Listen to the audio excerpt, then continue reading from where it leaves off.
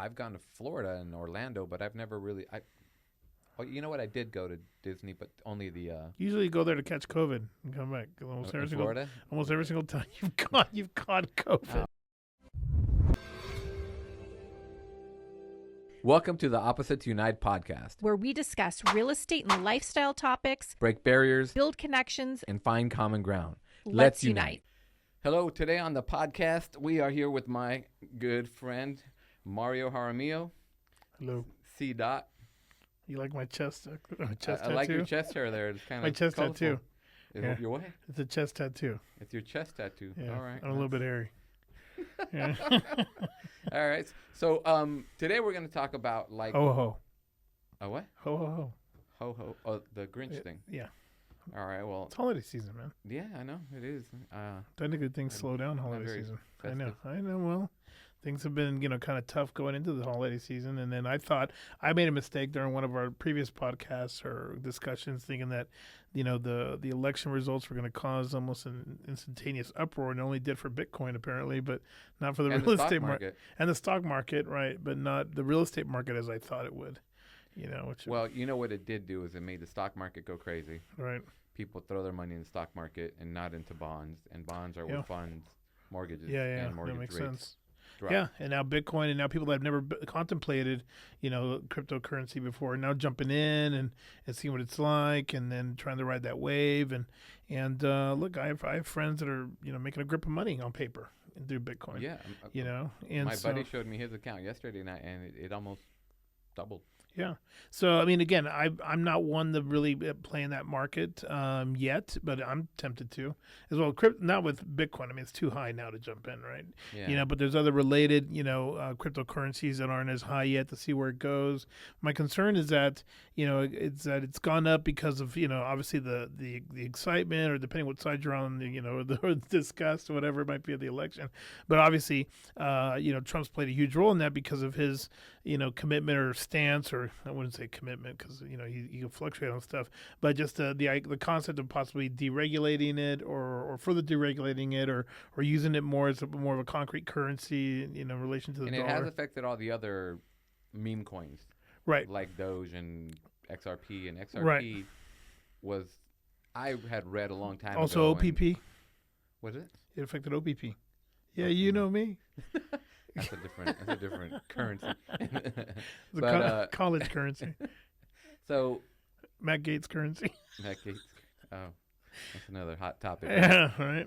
But was soon to be your AG. Right. So, but I mean, before that, going full circle on the crypto aspect of things, I think it's going to be interesting because I think there's a lot of hoopla, and I think that for a lot of people getting into it, and again, this is being an inexperienced individual. If it were me, I would cash out some to be on the safe side of that gain, and then ride it, because my concern is that when he actually gets inaugurated, what's going to happen at that point? What kind of other policies are going to conflict with it, or these other appointments that he's making that things are going to be inconsistent as to where people believe that market's going to go as compared to what those individuals who are appointed to run those departments are gonna try to say to control it, or to affect the way the currency works. I mean, as Trump, burps and the market goes up and down, that kind of stuff. So he has a huge effect on it, not only nationally but internationally. And so my concern, or my question is, when he gets inaugurated, will it go even higher, or will it stabilize, or will it drop to some extent, right? And so, Well, because Bitcoin is so speculative, right? People will throw money into Bitcoin not knowing even what it's about. right, They don't know who originated but it's crashed it. There's before, right? Yeah, well, I remember being in it, and it was around 45,000, and then Elon also affects it pretty heavily. Well, and that's another, talking point, because what we have here that's very, very unique to previous administrations is that we have a beyond brilliant individual, Elon, right, and a pioneer behind the scenes, not almost in front of the scenes. Yeah, without right? question. I mean, from what the press is reporting, he's either, he's met with a representative from Iran to discuss how that dynamic's going to change once the Trump administration is in office. And as we've discussed, off camera before, is Elon controls, and by some arguments could almost practically say controls the world in a sense, by way of technology, satellites, anything else. Everybody's using Elon's products.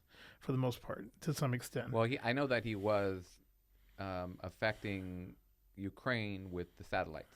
Right. They were being strategic as Were to you who there? They were letting. Were you there? I heard about it. Okay, All right, thank you. I saw it on the news. Okay, so you weren't there. Okay, no, it was not in Ukraine using the satellites.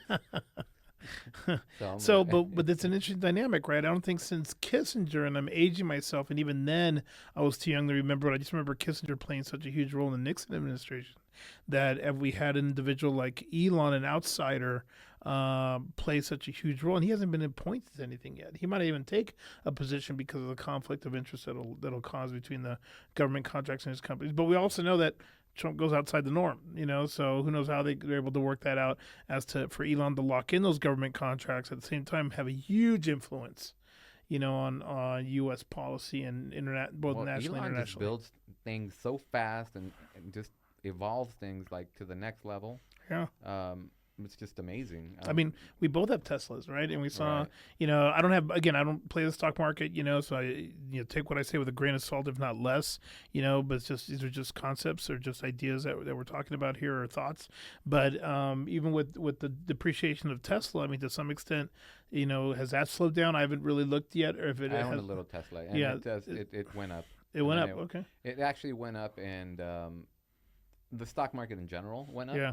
Right. So I'd say probably 30%, like right after. Yeah, and are more people going to purchase Teslas now, or what? Or Well, that's a green thing too, right? That's always that green challenge. Although for me, green is not really the reason for it. It's ease of use. You charge at home. You don't have to get gas. It's at least It less is. It is. expensive. It's more efficient for me. Yeah, it is. I mean, I do the same thing, but at the same time, the one thing that becomes like a thorn in my side on occasions compared to like a regular ICE vehicle is that the range depreciation just by having it parked, just by sitting there. Oh, just because it drains out. Yeah, just because it drains out. Yeah. And so, unlike an ICE vehicle, and again, I haven't had a Tesla for a long time, a little over a year, and dollar for dollar, best vehicle I've ever purchased, the Model S Plaid that I have, but and everything that it does and the way it drives and all that stuff. But the range anxiety at times is like, because as you know, certain things will cut out from the vehicle if it gets below a certain percentage. Well, So, you know what? I'll having driven a Tesla and then driven an Audi, yeah. right? Which uses Audi EV, you mean? Audi EV. Yeah, an Audi EV, and driving to from LA to Vegas, Yeah. and not having all the places to charge. Oh, yeah, no. Trying to start charge in Barstow. Yeah. And it works, doesn't work. Being yeah, out no. in Malibu, trying to charge, it won't work. No, I agree with Teslas you. are not like that. No, I agree with you. The infrastructure, by no, it's just the ability. Like for example, the other day, I have several vehicles, right? And so I've been driving my Tesla for a while, but also I get a notification, hey, the sensor or the Sentry system's going to be off because it's 21%, so you got to charge it. Right, so I go, okay, I got to charge it. I got to remember to security charge system, right? The Right. security system, it eats that much power, Yeah, right? it eats a lot because of power. if I leave my Yeah. car parked at the airport and Yeah. I go out of town, Yeah. I come back 6 days later, Yeah. 7 days later, the battery's drained. Yeah. Yeah. And I'm fighting to get home Yeah. all because the alarm stayed on. So if you Yeah. turn off the Sentry system, well, it. But then that's one of the reasons why you purchased a vehicle for working at an I know, but, airport like, why to would- have it on, why right? would an alarm system? I mean, my batteries at my house last 6 months. I don't know, man. I don't know. I mean, that I don't know. But what I do know is, like, for example, when I have taken, I won't take a Tesla to park it at the airport for that reason, because I don't want to stress out while I'm on my Well, vacation they trip. plug you in now. Oh, they do? Well, Depending if where you you go park. to the parking spot in Yeah. LA, they'll plug you in. If you Okay. just ask them to plug you in, and you come back and you're 100, which Okay. is a plus, if you valet. They'll plug you in. That sounds like a Yeah. happy ending to me right there, Well, there you go. So the thing is, with me, it's like you're stressed out enough being on a trip as it is anyways, right? Being away from home and other things Not that's having gonna to happen worry at home. about coming Now have back. to worry about it, and as we know, if your battery's completely 100% dead on an EV, it's not just go jump it. Well, our buddy Jace that bought an Audi, right? The app that they Yeah. use to look at things, whoever built it, developed it, went BK. Oh, there you go. Okay, accurate, right? I think it's an accurate. I don't know. So what, Don't- the app don't doesn't make- work anymore, or has Apparently, they had to hire a third party to kind of come in with Right. another app. But it's kind of, I mean, the way that Tesla does everything in house, where they do all the software, and having a mechanical background, right? I understand that if you make all the components in Germany, you make the parts in motors Right. in Japan, and then you have all the software that has Right. to work together that This thing doesn't works? Hello. Okay. that doesn't if it doesn't interface as well. Right. Right. So it's like Glitches. yeah, it Yeah, glitches yeah, a lot more, yeah. and Teslas are just kind of seamless because No, no, they no. don't. Again, EV to EV, I don't think I think Tesla bar none is the reign supreme on that. It's the it's the switching the mentality of owning a Tesla compared to owning a nice vehicle with all the extra steps you got to take, Right. and there are extra steps. I- Now, again, some people would argue, well, you're not going to a gas Do you station. think blah, they blah. look better?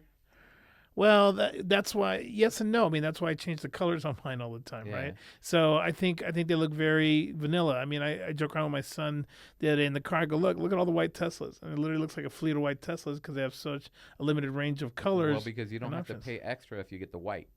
The Oh, is white that what is it is? free. Yeah, Okay. and if you get a different color, it's $1,500, $2,000. Still? Yep. Wow.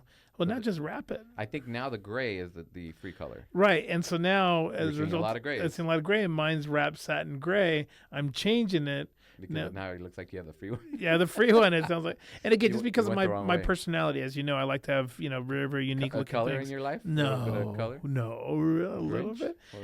Well, Actually, the wrap's going to kind of look like this. I mean, it's fluorescent yellow. I'm getting it. So it's, oh, yeah, geez. yeah, Wow, yeah. okay. It's intense. So I'm not going to The- miss you. No, down the you'll know road. which one's mine. You'll know which one's mine Wow. out there. Yeah, I won't be robbing banks or anything like that. There he goes. You know, can't so do anything. How do you drive like without getting attention? that's what At I like it. I like it. It works I for you. like my vehicle looking different, right? I've always, Yeah. that I've always Oh, been yeah. that way. With that kind of Definitely. stuff. Well, okay, so Well, it's like the Sao Paulo yellow that BMW has, a very similar color to that one. yeah, I've seen that. Yeah, That's that's a actually nice pretty color. cool. It's a little Mhm. bit kind of golden in a way, right? Well, yes. Yeah, exactly. You'll see. I mean, it's going to be done next week. And so now it will no longer look gray like all the other ones. And again, nothing against that. But when I did have a stock color before I wrapped it, I would actually sometimes go out to my car and go, where's my car? Which Oh, one's that's my thing. I literally parked Yours- outside, and there's 3 black. Yeah, they're and all 4 black. Teslas Yes. outside. No, okay, so same thing. Like, let's say, whereas when the car wasn't so common like that, let's say if you were driving past me, I go, oh, there's zebra, I wave. Now I don't wave. So I'm sorry if I offend you. Same Don't thing with worry, my don't own worry. neighbors. Between that and the tinted windows, nobody really waves. No, well, now what I do with my neighbor, because almost everybody has a Tesla, where I live, and so now when my neighbors come, because I don't know if it's them or somebody, just cruising the area or dropping off food or checking out, the model homes or whatever. So I just wave anyways, but I do like a blank wave, right? Instead of going, hey, so and so, you gotta I get the just standard do, I wave. just look like down and I just put my hand up, so I'm not being rude anyways, one way, shape, or form. Well, I mean, I guess the EV world, that's a big thing, right? The EV versus ICE, that's still, but policy is going to affect that too. At Right. least where if they're going to, because oil, people are pissed because gas is more expensive, right? Or got Right. more expensive with the inflation. Well, I that's think you happened have over the last both. 4 or 5 years. I think if you have both, then you have a good balance, right? So there are some people like your household, it's all EV, right? I wouldn't be able to go EV. Laurel doesn't, my wife doesn't, preferably like Tesla, but I think that's because of more where, Elon's, mannerisms and whatnot, stuff like that. But she's never really cared for Tesla much, and she likes her ICE vehicle, So, but I like having an EV, and I like having other vehicles, that It perform. takes some the functions. adjusting, though, for sure. does. Like you mentioned, the range anxiety is definitely a factor when you're buying an EV, and if you're going to drive it and keep it. And I've seen people just buy it and then trade it back in because they're like, nope, not going to do it. Yeah, they don't want to It adjust just it. freaks them out to do a long range trip. I mean, I drove from here to Sacramento, it's about 8 hours, and that's a different route, right? Yeah. It's up to 5.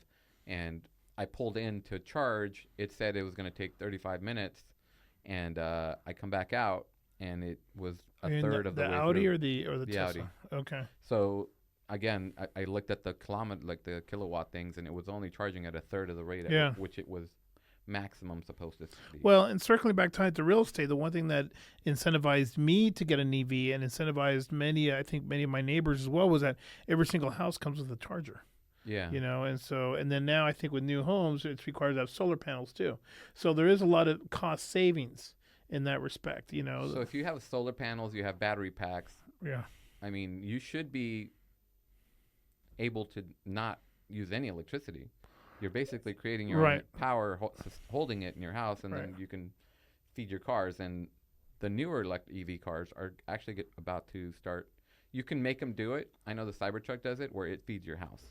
It'll actually but reverse. right, but then won't your vehicle be depleted of Well, and this isn't yeah. a case where you have no electricity, Right. batteries fail, Right, break right. down You're through choosing everything. one or the other. So Yeah, what's yeah. going So on? it's Yeah. a total backup for the backup. Well, I'd get a Powerwall in that respect.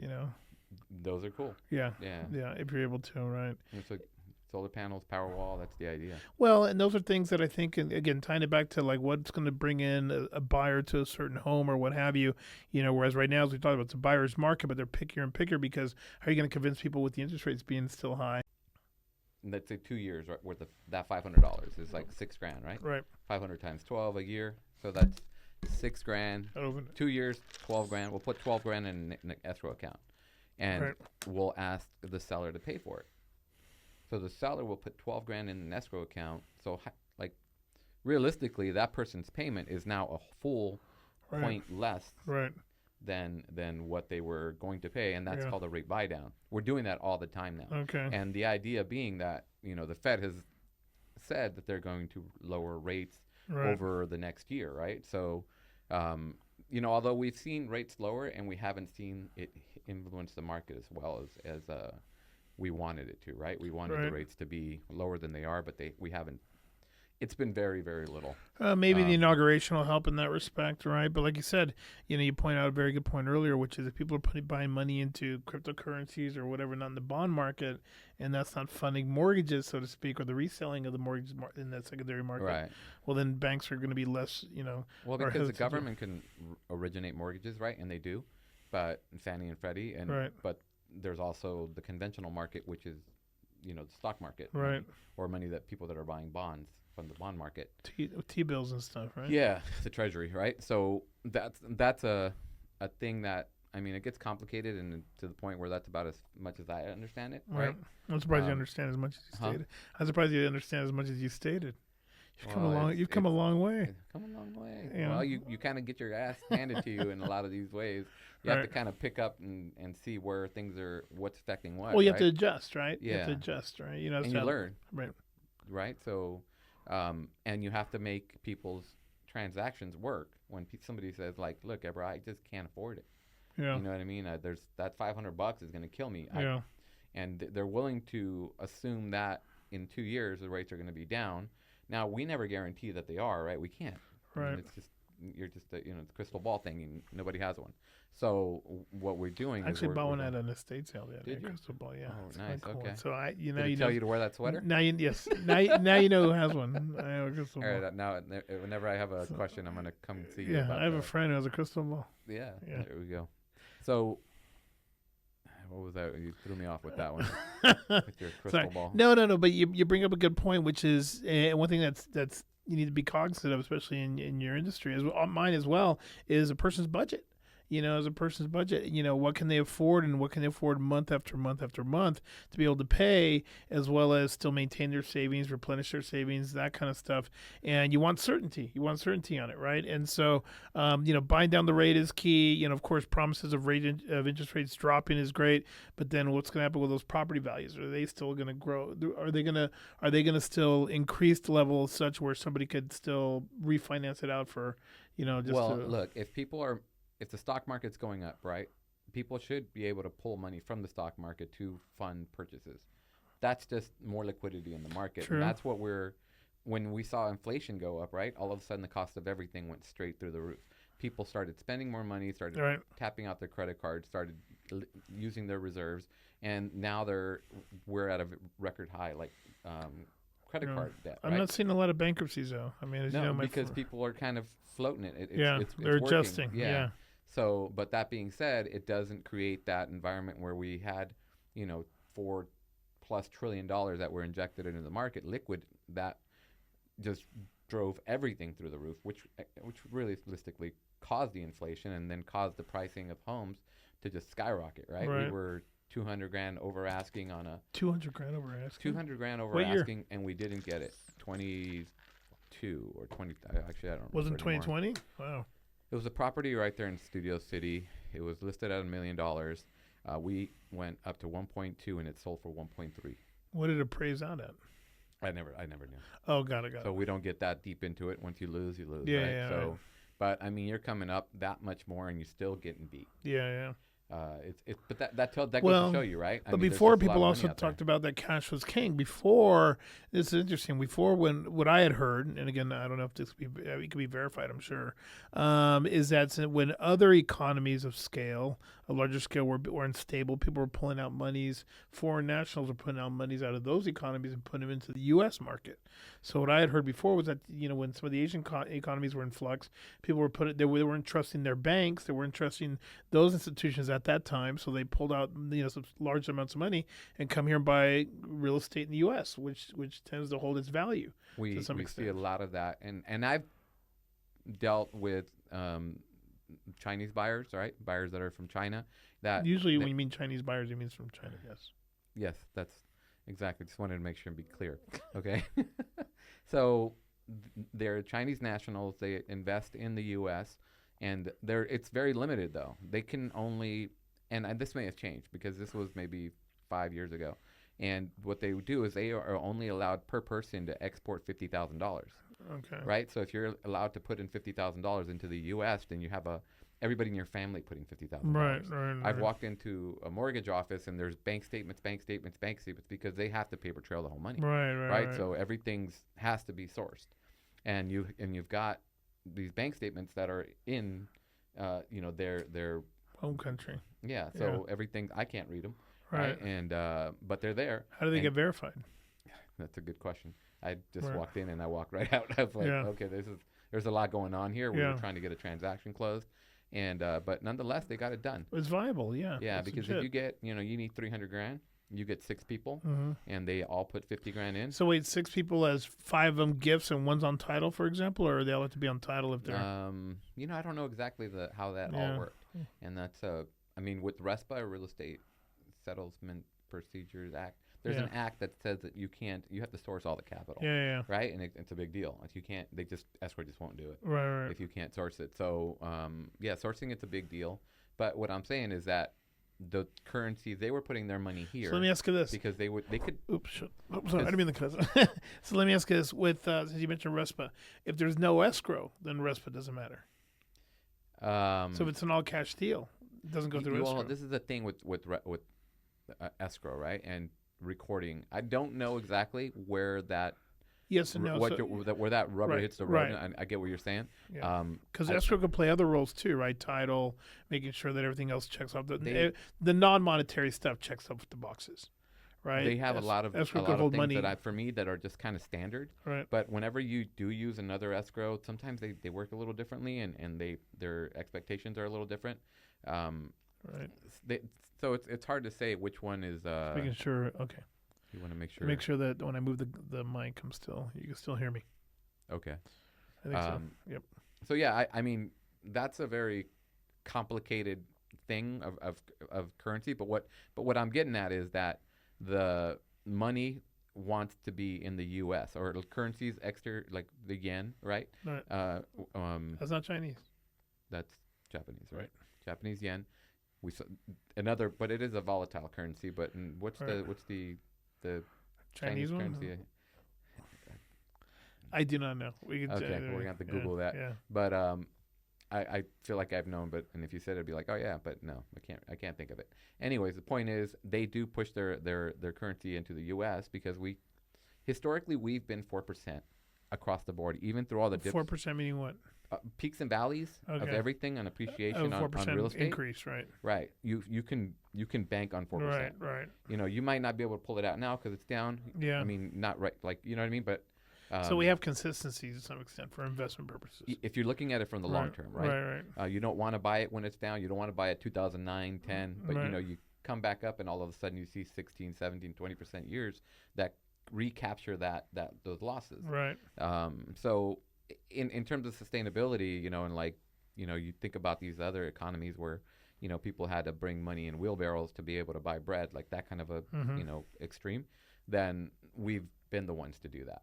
But now we have the BRICS nations, which are, I don't know how much of this is me just kind of reiterating or regurgitating things that are probably not true, but these are fears, right? We have a huge change in dynamic coming up, right? So we have an unprecedented election, right? We got the first, not since over I think since Roosevelt, was it that be the two-term president in consecutive terms, that's taken place. You have a Congress that's fully controlled by the Republicans, for example. So there's a lot of And the Senate, So I mean, both House and Senate, Congress, and so by that taking place, what policy changes? I mean, there's a lot of stuff's gonna be in flux. It's been a long time since there's been control of Congress by one party aligned with the president, who in essence controls that party, right? So this pretty strongly too. yeah, so. but also, is this the new normal? So I've been thinking recently, because again, you have two camps, right? You have the anti-Trump camp and the Trump camp, for example, because he's such a polarizing figure in that respect, right? So it seems like, unlike other presidential elections where you kind of go up, my person didn't win, I'm okay. Other person's a good guy, or I don't believe their policies, but okay, I'll let it right out. We have such extreme camps, and people talking about leaving the country. I think people have always said they were going to leave the country, but then they don't leave. Well, I don't remember it being that intense before.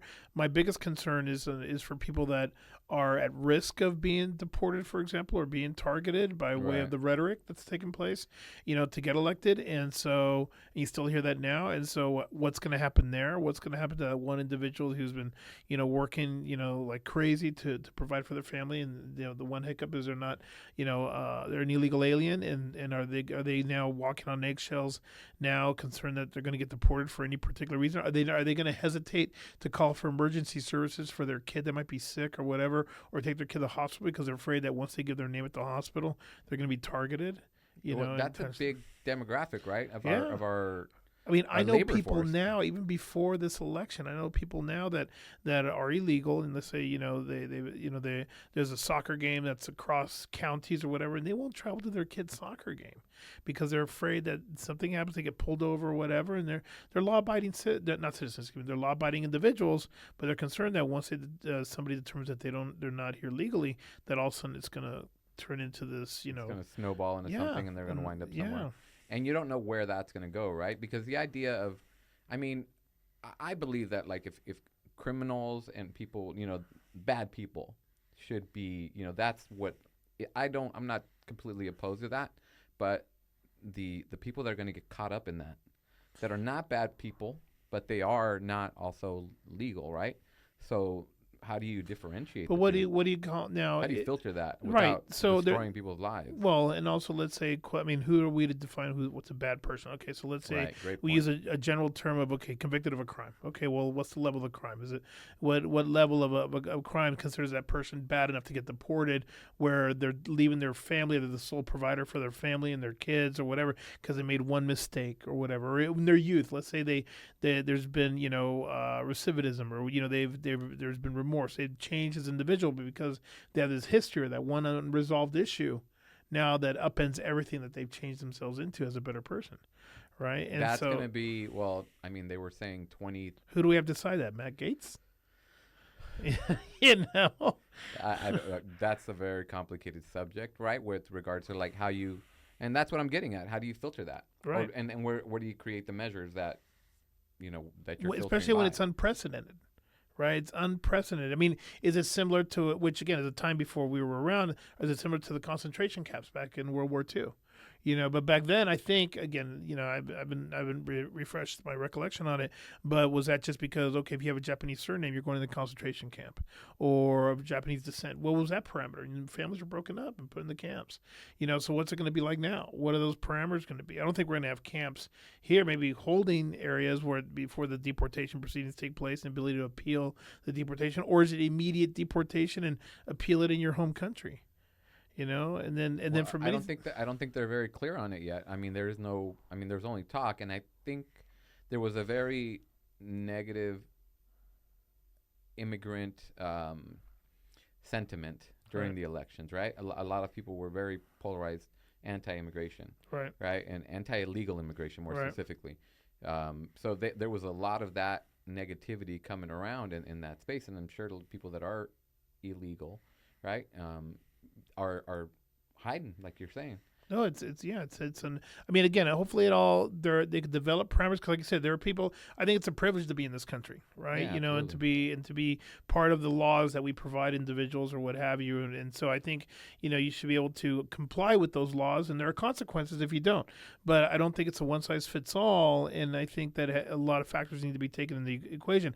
I remember, you hear stories about an individual who comes here and when they're very very young and they're toddlers or whatever. They're not here legally, but all of a sudden something happens. They engage in, they make a mistake or whatever the case may be, or they commit a crime, whatever it is, and all of a sudden they're deported to a country where they don't know anybody there.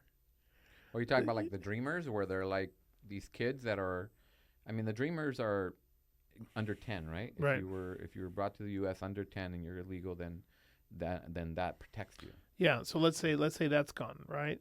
Or that changes. And let's say it's even you're over 10, who you don't know anybody in your home country. No, what I mean is that you came into the U.S. before, like if you're 5 and you haven't right, been but back, let's say you came in. Let's say you came in over the age of 10. Let's say you came in as a who 13. remembers anything under 10? Like No, 8, no one does. You know? But even if you came in as a teenager over the age of 10, let's say you don't qualify as a dreamer, Right. assuming that that's the parameter at age 10, right? And you still, something happens where you get deported. There's no one in your quote unquote home country that you're sending them back at 15, 16, 17. Well, that's a big problem. Yeah. So there are a lot. Now, is it also something where to help educate people that are wanting to come over here in an unconventional way, and that there are consequences? Realize that it isn't always Well, there's a big greener on the other sympathetic side. thing to that type of situation, right? But I would say that during the elections there was a lack of that. There was very much, you know what, it's not my problem. Well, but also there's always elections are full of rhetoric, right? Right. They're full of rhetoric. There's a lot of people that'll vote based on fear mongering, rhetoric, or keywords. The same thing being repeated over and over and over again without any substance behind it. What on either side, whatever the case may be, just to get that vote, because at the end of the day, it just matters on getting those votes, and then figure it all out after, right? And that seems like the situation that we're here now. And so now to some extent, the second time around, let's say for Trump, maybe it's going to be a better experience given that he has already gone through it the first time, Yeah. given that he had COVID, that affected half of his administration, and that was an upheaval, and that in many respects, people would argue that that's what led to his losing re-election at that time, was the way he handled COVID. But was there a right way to handle COVID? I mean, which country? It was a hot mess, man. Yeah, which country did handle it correctly? I don't, New Zealand. I think New Zealand was one of the 2020, right? So Yeah. you can always say 2020. What's that? Oh, hindsight is 2020. So it was with COVID. Yeah. Was it 2020? It was 2020. It was March all right, 2020. Well, that's interesting, but that's not what I meant. You nailed it though. All right, it's a double entendre. But all right, so if he gets this, well, the one thing that he's going to get is he knows how it works. It's like you get to go into something, Right. You right. run it for he 4 went years. through it. Yeah. You get your, Right. you're basically like unaware of what's going on the whole time. You're picking it up. You're learning. Right. And then you get a 4-year break, and then now you get another 4 years to come back in, knowing who you can appoint to your administration, what you can expect from people, what your limitations in power are, like what Right. you can and can't do, and the things that you can do, how you get them done. I don't think there are many things he believes he can't do. Well, that's very So, but I true, mean, and but that's also why he got elected in many respects, was to disrupt the system, right? I don't much disagree with that. He has a pretty much carte blanche way of working with a lot of Well, things. and now will you He's very control both strong. houses of Congress, and then the chance for a constitutional amendment, depending on how much you control Congress, you could also vote for that. I You mean mean, to extend the terms, or what well, are you whichever, referring yeah. to? But I believe it takes that. It's more probable now than it ever was before. Right. So, anyways, I know we're going off of different subjects here. I know. Yeah. So- Well, I mean, we go on tangents. Let's talk but about Disneyland. What's a Disneyland nowadays? Not the Other than Grinch. like $180 ticket to get in the thing. You know what my favorite ride is at Disneyland? The Grinch? The bench. Anywhere is a bench. Okay, I like the bench. And I already know, like at California Adventure Park, there's a nice area with nice benches, and I've had to sit there and mad dog other dads to fight over the benches. There's only certain benches have shade. You give them dirty looks? Yeah, I'm like, that's my bench, man. I don't sit on So that you're bench. territorial on the Yeah, benches? yeah, that's my bench. Yeah, because the benches over by California Adventure are closest to where the kegs are, for the beers and stuff. You can just chill and watch everybody, go on the rides. I'll be right here. I'll be with you in a minute. That kind of stuff. But yeah, as you I get haven't older, been to Disneyland in a long time, dude. well, you don't have old. I mean, now my kids are older, so I probably won't be going. Now, if we go, it's when people are visiting out of town that have younger kids or something like that, Right, or right. or to some extent, my kids still like going, but it's probably more of the balance of a California adventure along with Disney. But Disney's always nostalgic, and so part of the enjoyment of going to Disney is seeing other people that go too. There's some people that just are all in Disney. Well, people, You know? people come to California and Los Angeles more specifically to go to Disneyland. Right. I've gone to Florida and Orlando, but I've never really.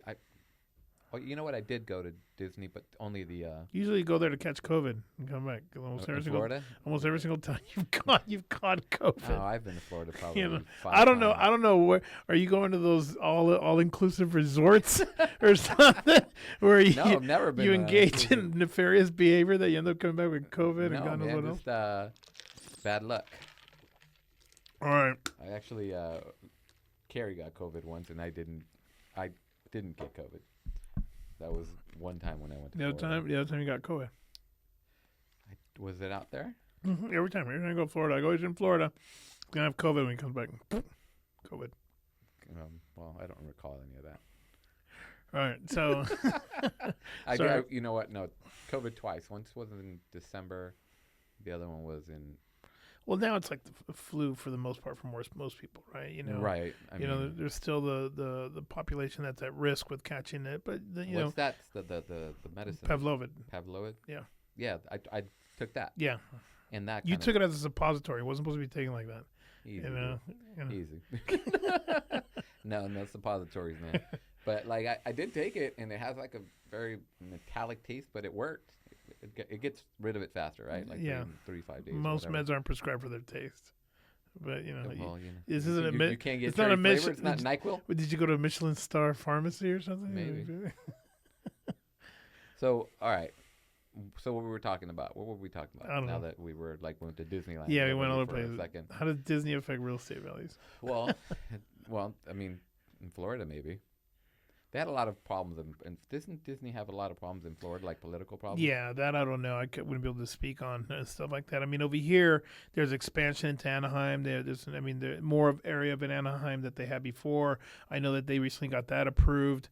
What does that do for property values there? It just depends on being in the proximity of it or what have you. Who knows? But I don't know. I think we got on too many tangents in there. No, okay. Let's get back to like the real estate stuff, right? I mean, at least like we're expecting rates to come down. Inventory is still higher than normal, right? So right now, like it is higher than what's normal though. so. Okay, right now I can just give you a pocket that I watch. It's like 530 right now. Right? Units. So and then I'll just give you units in a certain concentrated area, right? If in 22, 21, it was down 150. It was in the 150 range. Do you count? Right? Do you count new builds in that? No, not new builds. So everything that was in the MLS Okay. are actively listed for sale. New builds are So- not listed in MLS. So they can because Okay. the developers sometimes whenever if they're like building 1, 2 and they're selling them as Yeah. they're going, they're not putting them on the internet because they Right. don't have to pay commissions, right? right? Right. But if they put them on the But I internet, thought no one has to pay commissions anymore. It's all negotiable. it is. So why wouldn't they put it on there anyways? Because if realtors are seeing it in the MLS, as a buyer's agent, you're expecting to get paid, right? Right. So you Okay. generally, even though a seller it. cannot ask for, even though a buyer, stop doing kicking the camera, dude. You're gonna. Okay, I'm playing footsies with. I know you are. All right, but it's gonna shoot you out of frame. So okay, back to the important part. A seller cannot pay a buyer's agent's commission Right. like they used to, right? Like me, if I'm a listing broker, I used to take 6%, right, and then Right. I'd offer 3% in the MLS for the buyer's agent Right. to get paid, Right. and then the buyer's agent would look in the MLS, find property for this client, would send them the properties, and they see in there that they're getting paid 3%. Right. Now, does it give a range? It says concessions. Is Okay. the buyer agreeing or the seller agreeing to pay concessions? Does it give a range as to what those No. concessions are? Can it legally? No. Oh, Yes or no? no. And that's it. Yeah. And if somebody puts no, like it's the Then numbers. what's the incentive? So there's about 90% of transactions last year used the Off buyer's agent. concession. Yeah. Yeah. So Okay. and there's some form of compensation Right. to that buyer's agent, right?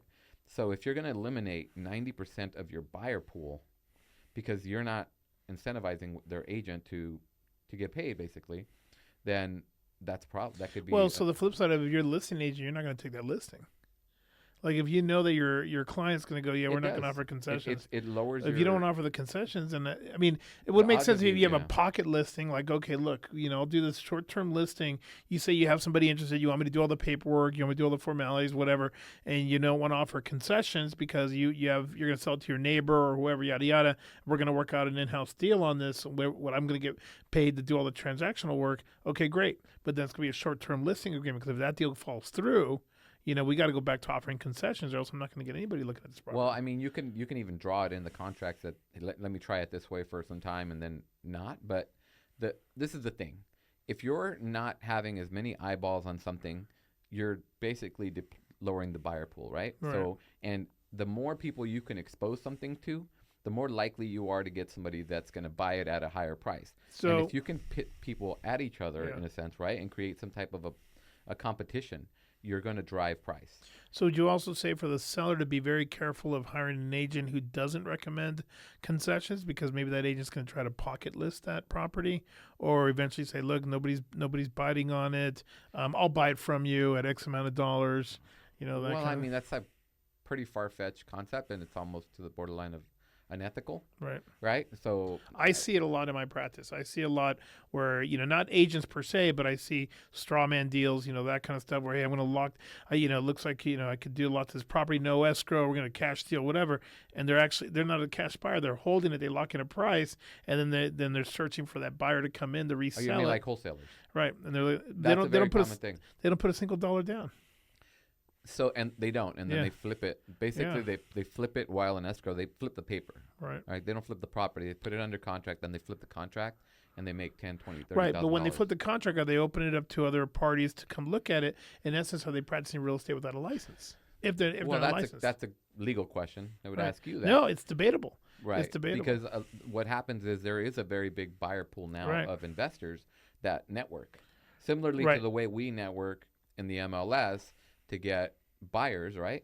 There is a network of investors that networks to people who have the money and want to invest into deals, but they won't buy just anything. Right. So they're... So that bird dogger, right? That person bird dogging is catching the right property for that investment group, and they're just the middle person. And a bird dogger is a person that just basically hunts for a property, hunts for properties, locks in, gets to pay their eggs, but they're in essence getting paid a commission, right? So they call it a referral fee, or they call it a assignment fee. Yeah, so there is a gray area in that. So it just depends. When I've seen in litigation, cases that come across my desk, or cases I've read on, is oftentimes when they're doing that with the property's heavily undervalued or heavily underpaid for, and oftentimes involving somebody that's senior. And then you look at, as attorneys, we look at it as, okay, is that elder abuse? You're taking advantage of this person because they're elderly and you're promising them all this money. That's a very, it's an unethical thing in my eyes, right, to do that. But the biggest factor there is that it's not exposed. Right? Like if you bring 100 people to a property, you're more likely to get an offer than if you only bring 2. It's just pretty much simple, right? So if you market with everything that's out there, all the websites and everything syndicates for us. We have all these systems. We create content. We basically really do open. I mean, there's a million ways that you could market a property, and we try to bundle as many of those as we can, so we can attract. Do you bake cookies? We have baked cookies. Okay. I'll buy donuts. I mean, I don't bake, but I'll buy donuts. For open houses. Portos, you got to make a quick run of the valley, but like on those special ones, by all means. And we do brokers opens and networking with other agents. I mean, there's different things that we do, but if you don't do that work to get that traffic, the odds of you winding up in a scenario where you can't sell a property. And mind you, there are those properties that So I was going to say that depends on the area. You go to Santa Monica, for example, and the properties sell themselves, pretty much, It's right? Some well, in areas of Santa Culver Monica, City you're as talking well. things are $1,000 a square foot. No, I get it. But So in other words, areas where, okay, so would the inventory be less than normal in those areas? So when that home pops up, it's being sold like that. right, well, Tarzana, same thing, Studio City. Do you have to go do all that? Maybe it depends on you want me to tell you what I've seen in Santa Monica is that you can pick up a property for, and the pricing today might be a little different than the last time I checked, but let's just say you pick up a property $600-700 a square foot, right? And then and the property's 1,300-1,500 square feet, right? So you pick it up for like 1.3 to 1.8, somewhere in that space. Right. They take it, they demolish it, bring it down to the ground, right? Right. They build it back up at like $500 to $700 a square foot, but now you put 5,000 square feet, right? Yeah, McMansion. A McMansion, exactly, dude. And then now you're selling it at 4 or 5 million. Right. So you've created that margin of at $1,000 a square foot, 4,000 square feet, that's 4 million, right? So Right. You've created that margin by basically building it, and you Right. took something, tore it down. I've seen it done, and it does have a huge profit margin because you can make $1 million. Now, maybe this is for another podcast, but one thing I've seen a lot on social media lately, and especially obviously depending where you're at with the election results, are people wanting to move internationally and buy internationally. And so I've seen where property values in many other countries are nowhere near the values of what we have here. Yet at the same time, some of those economies are pretty stable. And some would argue that some of those economies are not only stable, but they're safer. Recently I've gone to Europe, and I've told you this when I've come back, when you've gone recently as well, where Right. you feel a level of safety there that you don't feel here anymore. You could walk the capital at midnight and feel safe. Which country specifically Oh, are you referring to? Spain, Italy. I like Spain. Yeah, I mean, I can only speak to the ones I've been to. Yeah. But both Spain, Italy, England, most areas that we've walked around late at night, they're not. You can't do that in downtown LA. That kind of stuff. And so you're seeing people, and you're seeing these economies where you can still flourish in those economies with a similar, cost of living as you do here. Now, granted, if you're in a career like such as you're working from home or virtually, that's a lot easier, right? You're a tech nomad. Right. Yeah. As compared to something where you got to learn the language and you got to go out and work, off site and stuff like that. That might be that hiccup and hurdle. But, I know a handful of people that work from home. Instead of working from home here, they work from home in another country. You just got to adjust those hours where they're working because, again, How do you make that phone not ring? Beep, or is that only a Mexico thing? No, well, I mean, who has a landline? Nobody has a landline anymore. No, I know, but your phone rings if you're like. Yeah, if you're internationally, I know. That's when I know. When I know you're internationally, when estás llamando, that kind of stuff, right? Well, I mean, like in Italy, granted, you're 13-hour time difference, Yeah. right? You're already kind of working because even when I travel, I try to work a couple hours a day. I know that's not ideal. People are probably gonna yell at me for that, but that's nobody's gonna yell at you for that except your spouse. Come on, who else is gonna yell at you for that? My spouse will get mad at me as well if I had to work. But it's seamless now. See, before it used to not be seamless. Now you can take a call and be on the phone as if you're talking. Yeah, and you just here. jump on the Wi-Fi Yeah. and you got good internet, all that works. Yeah, all that works. And if you have a VPN, you can still get around a lot Right, of things. right. So it's like you can work. I mean, you can work on flights. Yeah. Just everything now is just more transparent. It's just more ease of use. So point being is that there are many other options now, and I'm seeing that these, and maybe those property values are going to go through the roof too. But you're seeing these pretty good sized estates in other countries that are being sold for. We used to see property values in other states outside of California before California started taking off and buying up those lands. Well, those properties as well. A lot of these countries are incentivizing people to go move there because their population's shrinking. Right. So like Italy specifically, right? Yep. And I heard the same thing in Spain where they're having a difficult time with the youth wanting to work and support. Remember, a lot of these have more of a socialistic society where everything's healthcare is free, school's free, the retirement's very robust, that kind of Social Security, and so you have to have people work into those systems to generate revenue. And if you have the youth there that are not doing so, they're choosing other things, leaving the country, doing whatever else that they don't want to work in the traditional industries. You're bringing in immigrants to do it. I know I met a handful of people from South America when I was in Spain recently that absolutely loved it there. Not only because the language is the same, right? It's easier, but there's tons of work. They feel safer than their home country in South America, for example. Well, the guy drove me from the hotel to the airport was he spoke perfect Spanish, right? And In Spain, or what are you talking about? in Spain, Okay. yeah. And he didn't tell me till like we almost got to the airport, but he's actually Albanian. Yeah. But he Wow. had picked up Spanish, Yeah. and the Spanish there is different than the Spanish here. Right. Right? Of course. I mean, you got Sometimes I Castilian don't Spanish understand it either. Yeah, and But the cultures are awesome. The country, I mean, it depends on what you like. I like the history, but just the sense of warmth, the safety, and a lot of it relates to very strict laws. Criminal laws. I mean, very strict gun laws. So you don't see, gunshots. You don't hear gunshots. You don't see, mass shootings. You don't see all those things that may help give a semblance of safety, for individuals. well, yeah. I mean, I can't say I saw a single weapon other than in Italy on a police officer during the whole thing. Well, I during think a all lot the of people trips. even coming out here for tourism don't expect to see guns, wherever they go, right? I mean, if you're in a high touristic area, Do we go- necessarily see guns a lot ourselves? On police no, officers, we that's about don't, it, right? But we hear about it on the news. You don't see. I think one thing we could both relate to is you don't see in the news stories there a mass shooting, gang shooting or anything of that nature. Gun violence, right? Gun violence. I didn't see it when I would watch the news out there and that kind of stuff. But then again, I didn't catch in Italy. It was all cooking shows. I would see on there. The most interesting one being some I like Italy. nuns. Man, I like Italy and Spain. Those were probably my two favorites. But literally walking down now, maybe New York you can, and we haven't been there. I can't compare it. But it's midnight, 11 o'clock at night. You're walking No, through the New York. Well, no, I have walked through Manhattan at Yeah. night, late at night, and it wasn't a problem. But Yeah. there are certain areas in New York you don't walk You don't through. do that, yeah. Yeah. And I can stand corrected. There's certain areas out there that you don't as well, but for the most part, we were just so surprised on how safe everything. I mean, at midnight, watching a young lady read a book on at a bus stop, in Madrid, downtown Madrid. It's like, where would you see that here in L.A.?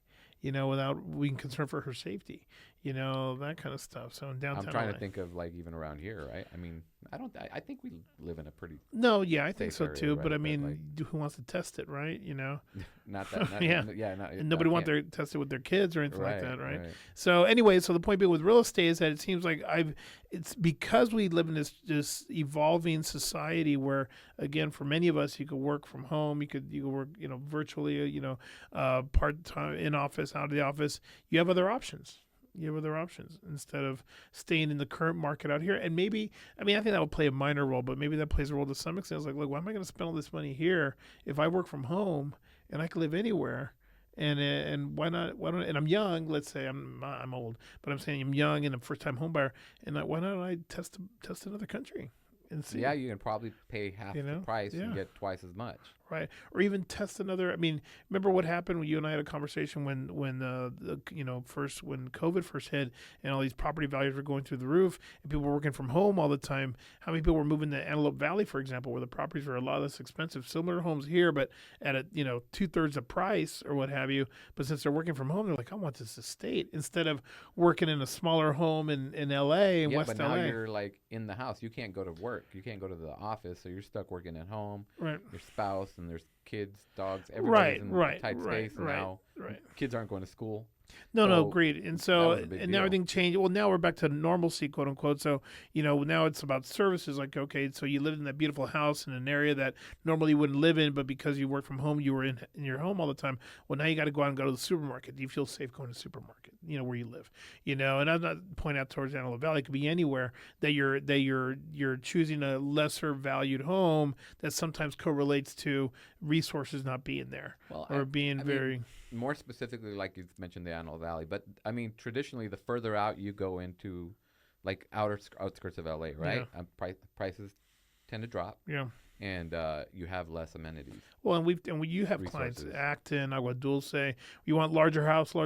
You told me many times. Well, I people go think to those Acton, are Agua more Dulce. like people like country living, right? Yeah. That's a different kind of demographic. It's not so much of a budgeting issue, right? Like, Right. not that it's you can get. But you want to be a 2, little more 3 off the acres. grid, but not too far Yeah. off. It's still 20 minutes to come into Santa Clarita. Right. Same thing like Fillmore. Same thing, Yeah, you're like you don't 20 want to minutes. take an hour drive, and then Right. it gets really rough in commuting. If it's a work thing, commuting is really a very difficult thing. If Right. you're going to be driving an hour each way, that's 2 hours out of your day every day. But maybe 30 minutes each way is doable. if Right. you're off the grid, country living. And it also affects like people that do drive a lot, have a 9 to 5, go get, Yeah. that's a big thing. But I mean, I think a lot of our society nowadays has like a flexible schedule. They're not expected to be clock in at, you got to show up at 8, you got to leave at 5. There's Many. punch out for breaks. I think it's absolutely, Right. it's still a thing, Yeah, right? But I think a large group has more than before. changed, Right, yeah, so it's by a evolving, lot. yeah. I'd say a good 20. And you're to seeing a lot of 30%. employers adapt. I mean, my entire firm is virtual, right? And Right. so you adapt to it, right? But I think it just depends on the industry that you're in and the space that you're in, that kind of stuff, right? If you're a bartender or waiter, waitress, very You tough. got to show up. Yeah. You got to show up. You got to do your thing. Labor, you got to show up, do your thing, right? And in other industries, even like Starbucks recently, I mean, it's all over the news where they required people to start showing up to work, or else you're going to get fired. What do you mean? Oh, execs, Starbucks gotcha, execs. okay. I'm I was sorry. like, Yeah, you got to show up to work the if you're going to barista? make. Like, yeah, I'm like, virtual not- barista. But we haven't. Somebody told me the day there's a bar in Vegas. I want to check it out at some point. Where it's all robotic. It's all AI driven. Oh, so is that the robots that are running around? I heard it's at the Venetian or something like that. Yeah, exactly. Where they're pouring you drinks. You put your order in, they bring it to you. There's a sushi place over in similar to it over in Studio City over by the mall down there where you put your order in on the pad right there. It's really big, and I heard it's really big in Japan, for example. And it brings it out. Robot brings you your stuff and slides out to you your order. Japan is super techy, right? I mean, they Yeah. have like the high-speed train and all. And That's a place they're I'd like to pretty- go. Yeah, yeah, check it out. that's one of those. And I Yeah. heard it's super clean, Yeah. like super clean. And people I mean, I would just want to go for that. Well, and you have a contrast, right? You have a very, very modern society, and then you have all this history towards the countryside, like devout history. I mean, we're talking the design, the architecture, all that stuff, and that's pretty cool too. And even as you know, even in Europe, you're going through these cobblestone streets that have so much history behind them, and at the same time, you walk in to a hotel and it's full on modern or or a department store. Everything in Europe is old, new, like it's renovated, right? Mhm. But the rooms are small, and you're like Yeah, everything's small. pocketed, Oh, like, yeah, small. yeah. Like the plumbing and all these hotels is kind of shoddy. It could be a 4-star hotel, and it's like 2 people in the elevator. You're like, is this thing gonna make it? Well, with your luggage, like, yeah, you're with like, the luggage, yeah. yeah. And they're like, oh, the Americans are here. They got all the luggage in the world, and that kind of stuff, right? I know. All right, man. So you think we Yeah, we got a good chat today? Yeah, I think so. We covered quite a bit, which I don't even know where we went. So many different caveats, but it was cool. Right on. All right, man. So let's end it for today, and we'll call it. Peace out. Peace out.